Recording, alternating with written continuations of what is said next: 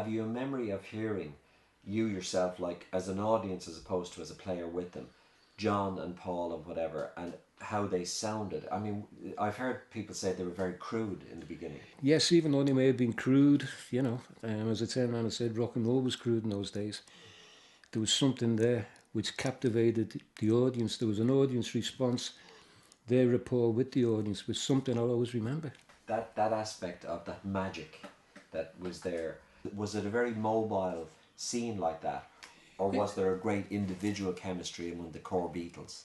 There was individual chemistry, but I think in every band there's individual chemistry. Okay, I had my Johns, which was Chaz. I had my Pauls, which was Billy. They were equivalents, and I think you compare your own musicians with them.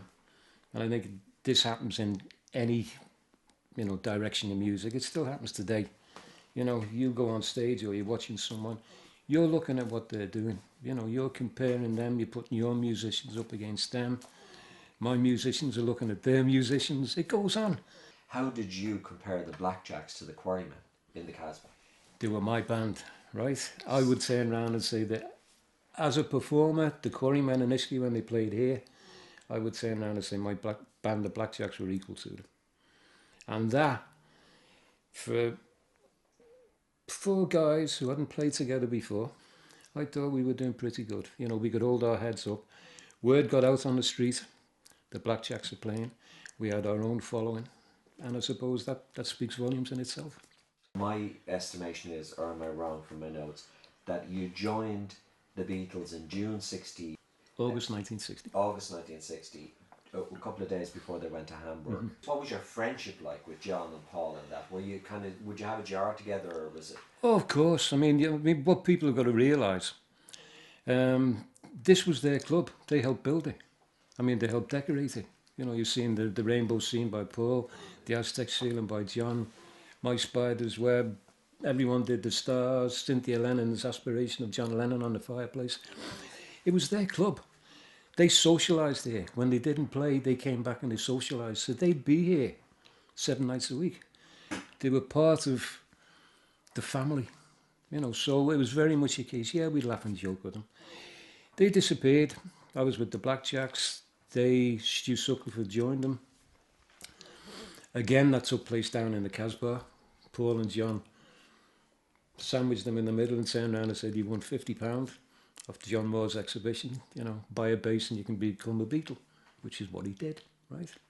By the time I was asked to join them, they'd auditioned with Larry Parnes, gone off, backed a singer called Johnny Gentle, who again was a Liverpool lad, toured Scotland with a drummer called Tommy Moore, which was a total disaster. At the end of that tour, Tommy Moore turned around and said, I've had enough. He went back to Garston Bottle Works and jumped on his forklift truck and disappeared into the foggy mist. They had the offer to go to Germany. They needed a drummer. They'd seen me performing in the Casbah. They turned around and told Alan Williams, go down and see Pete. We think he's the guy for the job. So Alan came down, watched me playing, didn't announce himself, just came in and socialised, and we were playing that particular night. Went back and saw the boys and turned around and said, yep, could be the guy. Paul McCartney made the approach. He phoned me. He spoke to my mother. He turned around and said, we've got an offer of work for Pete. We'd like to talk to him. I phoned him back and he turned around and said, we've had the offer to go to Germany. We need a drummer. How do you feel about joining the band? So I said, yeah, sounds fine, but I want to check it out with my mother, my parents, my own guys in the band. Yeah. So I went and saw them and they turned around and said, Pete, go with our blessings. We don't want to be professional. Right, so that was okay. Went to my parents, they turned around and said, son, if it's what you want to do, go with our blessings. Got on the phone, turned around and said, Paul, I'm in. So he turned around and said, hang on, Pete, said, you got to audition. Right? Audition, right? So I said, fine, if you want me to audition. Threw my drums in a taxi, went down to the Wyvern Club, which is now the Blue Angel. Set up there. We blasted off about 6 numbers. Typical standards. But we all knew it. We were all playing the same material. Yeah. And played the 6 numbers. They went away in a corner.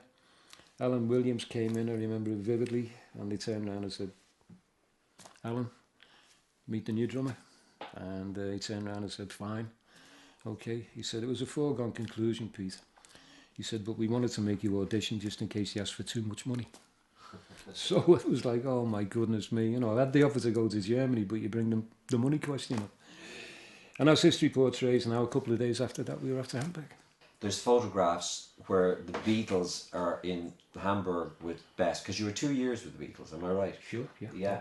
And it was a significant part of the Beatles' career, wasn't that long. So, I mean, was there a competitive thing between you and Paul in terms of the girl fan base and all the rest at the very beginning? Not from my side. I mean, when I first joined them, I mean, each particular member, I mean, Stu Sutcliffe had his own appeal, the Jimmy Dean of the band. George Harrison was the Carl Perkins of the band, right? John, was this great rocker, right? This fantastic image. So each person had their own following, if you could put it that way. But it all combined to make this force, which was the Beatles. Paul's fans and my fans would be the ones who'd be not in contention, right? But it'd be like, okay, I've got my fans and Paul's got his fans. No competitiveness as far as I was concerned. At the end of the day, I was the drummer. I was the sweaty guy at the back, okay, laying down the beat, holding everything together again. They were the glamour guys. They were the frontline singers. They were the ones who could swoon and look into the girls' eyes and get them all heart-throbbed and, and all that kind of stuff. When it came to the very mysterious thing that's still in the history of modern music, a contentious issue, why did Pete leave the Beatles? Was it to do with ego issues that were seeded a long time before? If they were seeded a long time before, it wasn't through my doing.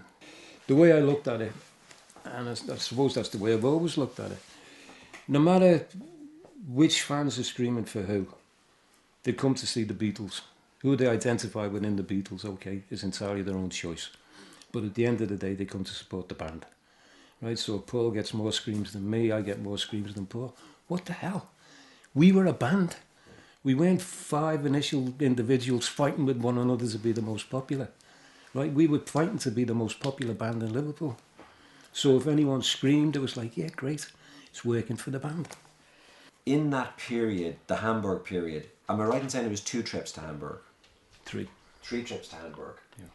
How did you develop, in your estimation? I'm comparing it to the Blackjacks now. Phenomenal. Well, you've got to take into the circumstances that we had. We were put in a position where we didn't know about it. When on the first trip out to Hamburg, we got there. We were excited about being in Hamburg. Okay, we were a rock and roll band from Liverpool. We got told that we were going to be playing 6-7 nights a week, 6-7 hours a night. Now that was an undaunting task anyway, because most bands in Liverpool at that time would play 2 hours, 3 hours maximum. So it was a case of, yeah, fine, okay, that's the task we've got, we'll get on with it. We weren't the best rock and roll band when we went out, right? They'd improved. I mean, okay, they'd been playing for a long time. I'd seen them in 1959. By the time I joined them, 12 months afterwards, there'd been a big improvement. But what happened in Germany, in Hamburg, on that first initial tour, we suddenly became this prolific rock and roll band. We compacted, and I've always turned around and said it was the long hours of performance. It was like constant practice. And that wasn't happening to other bands in Liverpool.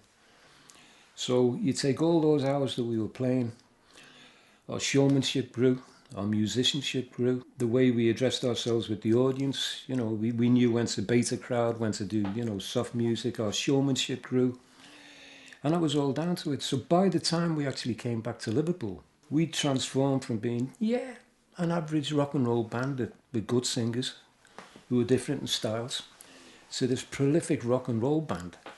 And when we took it back to Liverpool and we had to play an hour was just like compacting all our energy into it was like a time capsule.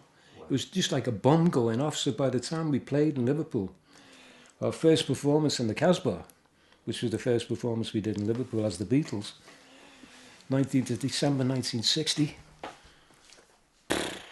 exploded. And that was the start of Beatlemania.